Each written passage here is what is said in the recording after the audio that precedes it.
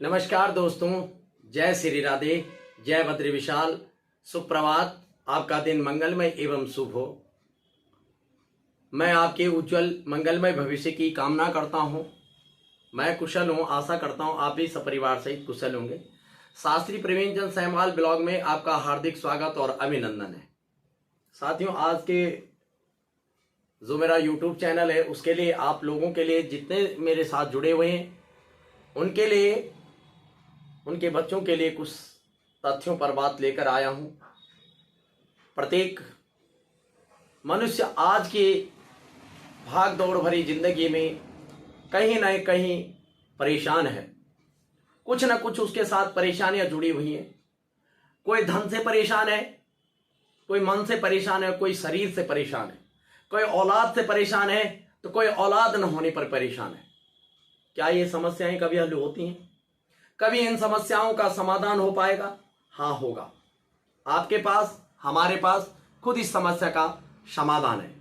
आप समझने का कोशिश करें, प्रयास करें, हर समस्या का समाधान आपके पास है। अगर आप दृढ़ संकल्पी हैं, दृढ़ निश्चयी हैं, तो आपके पास प्रत्येक वस्तु का निदान है। सबसे पहले हम परेशान क्यों रहते हैं?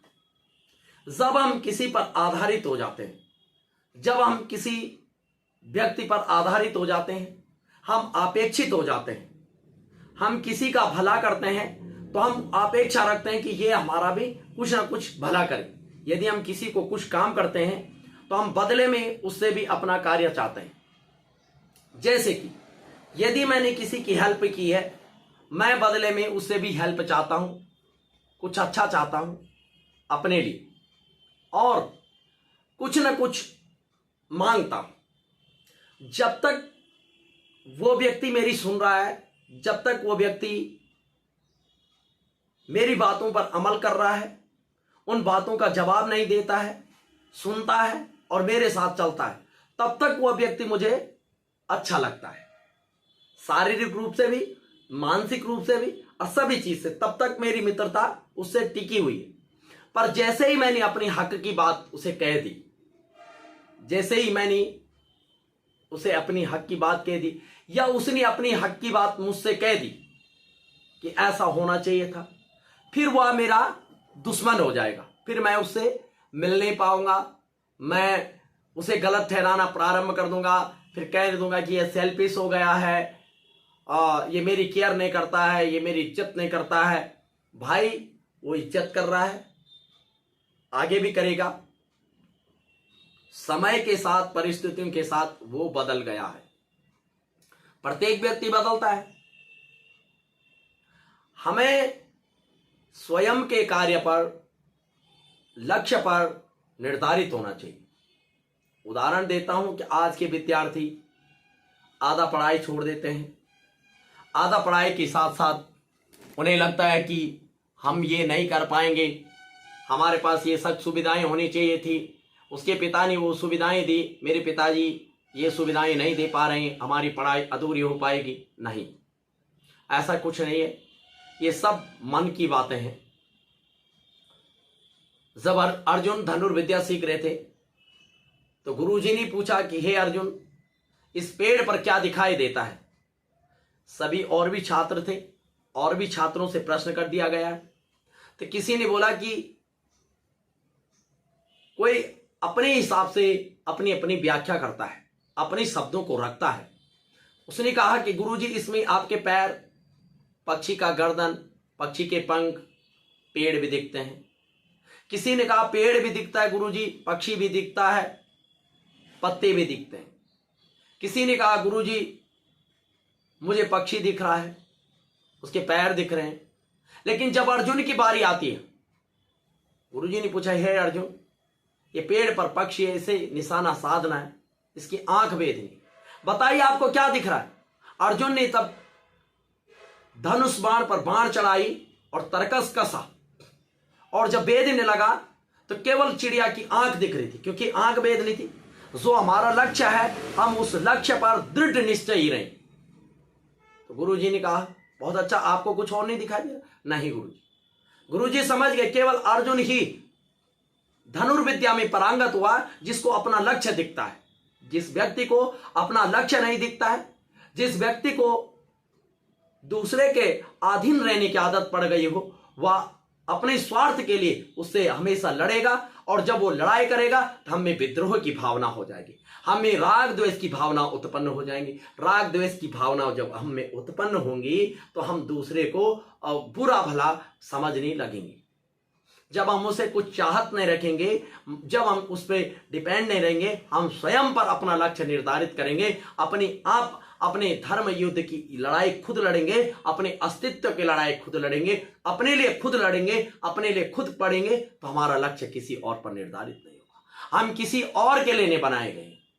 जब कोई कहता है कि आप ऐसा क्यों करते हैं, आप ऐसा क्यों पहनते हैं, आप ऐसा क्यों खाते हैं, कभी भी आप उस पर ध्यान न दीजिए, अपने पर केंद्रित करिए। मैं अगर भगवान ने बनाया हूं, जिस कार्य है तो भगवान ने मुझे निर्धारित किया, वो मैं कार्य बाखूबी करूंगा। अगर डॉक्टर बनाया, डॉक्टर अपनी डॉक्टरी को करता है, पंडित अपने कार्य को करता है, कसाई अपने कार्य करता है। प्रत्येक व्यक्ति को भगवान ने कार्य सौंपा हुआ है। तो आप किसी और पर क्यों डिपेंडेंट हैं? कौन क्या कहता है? असफलता के लिए प्रत्येक व्यक्ति कहेगा, लेकिन सफल व्यक्ति के लिए कोई नहीं कहता, क्योंकि आप सफल हो चुके हैं, आप कामयाब हो चुके हैं, तो आपके लिए कोई कहावत नहीं रहेगी।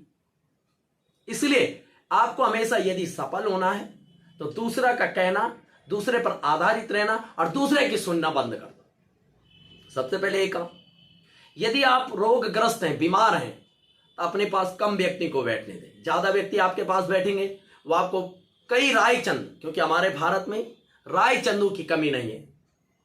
हमें मोटिवेशनल की क्यों आवश्यकता पड़ती है? क्योंकि प्रत्येक घर में हम टूट जाते हैं, बच्चे टूट जाते हैं, इंसान टूट जाता है, तो हमें तुरंत राय चंदू की जरूरत पड़ती है। जिसके पैर में उंगली नहीं कटी, वो आपको बाईपास सर्जरी बता देगा, आपने उसकी नहीं सुननी, आप अपनी सुनिए, आप अपने डॉक्टर से परामर्श लें। आपका दिल क्या कहता है, पहले अपने दिल की सुनिए।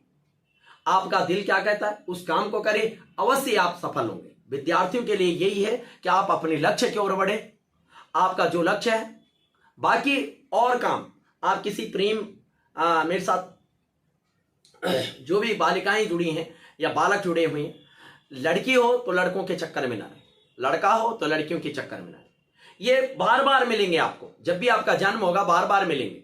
जब आप बड़े होंगे तो अच्छे से अच्छे मिलेंगे, उससे और अच्छा मिलेगा। लेकिन जो विद्यार्थी का समय होता है, जो आपका 5 साल लगभग जो पढ़ाई होती 5-7 साल की, जब आप +2 कर लेते हैं, +2 के बाद 5 साल अगर कोई भी चीज करते हैं, आप ग्रेजुएशन करते हैं, ग्रेजुएशन के बाद कोई कोर्स करते हैं, तो वो लगभग 4 से 5 साल के बीच हो जाता है। वो 5 साल आपके लिए बहुत महत्वपूर्ण होते हैं। और 5 साल में यदि आप लगातार मेहनत करते हैं तो आप एक सफल व्यक्ति हो गए हैं। अगर आप 5 साल में जी चुराते हैं तो आप कभी ऐश से, कभी आराम से बैठ कर नहीं खा सकते हैं, क्योंकि आप एक असफल, हारे हुए व्यक्ति हैं। अगर आप जीतना चाहते हैं, आप अपने लक्ष्य पर ध्यान दें। अपने लक्ष्य को कामयाब बनाने के लिए सब चीज को अल्टरनेट रखते हैं। पारिवारिक की स्थितियां एक तरफ रखो, क्योंकि आज पढ़ाई में इतना ज्यादा खर्चा भी नहीं आता। सरकारी स्कूल है, कोई जरूरी नहीं कि आपने प्राइवेट स्कूल चुनना है। उस पर आप लक्ष्य केंद्रित रखें। कुछ लोन लेकर आप अपनी पढ़ाई करते हैं, तो आप यदि अच्छे इंजीनियर बन गए हैं तो आप सफल हो जाएंगे। उसके बाद आप अपने परिवार की हालात सुधार सकते हैं। यदि आप अपने परिवार के हालात सुधारने चले जाते हैं और वहां पर आपका कंडीशन बस आप इंटरमीडिएट की पढ़ाई छोड़ देते हैं, तो आपने पढ़ाई तो छोड़ ही दी, अब इंटर की ही जो डिग्री है उन्हीं को लगाओगे, तो उन्हीं के बदौलत आपको तनख्वाह मिलेगी। तनख्वाह मिलेगी 9-10 हजार, उसमें इस महंगाई में घर नहीं चलेगा। इसलिए कुछ समय घर को जैसा है वैसे ही रहने देना है, वहां ध्यान नहीं देना है। पहले आपने पढ़ाई करनी है। पढ़ाई के बाद आप 2 साल जो परेशानी, जो कठिनाई आपके जीवन में आएगी, वो सदा के लिए खत्म हो जाएंगी कि आप अच्छे बेस बना देंगे। इसलिए लक्ष्य पर ध्यान दें, लक्ष्य की ओर ध्यान दें, केंद्रित करें आप लक्ष्य पर। कोई भी व्यक्ति किसी भी कार्य को करता है, वो लक्ष्य को साधता है, अवश्य ही सफल होता है। आज नहीं तो कल, कल नहीं तो परसों। तो ये मैंने आपको आज का आज जो एपिसोड था वो मैंने आपको बताया कि लक्ष्य कैसे निर्धारित करना है।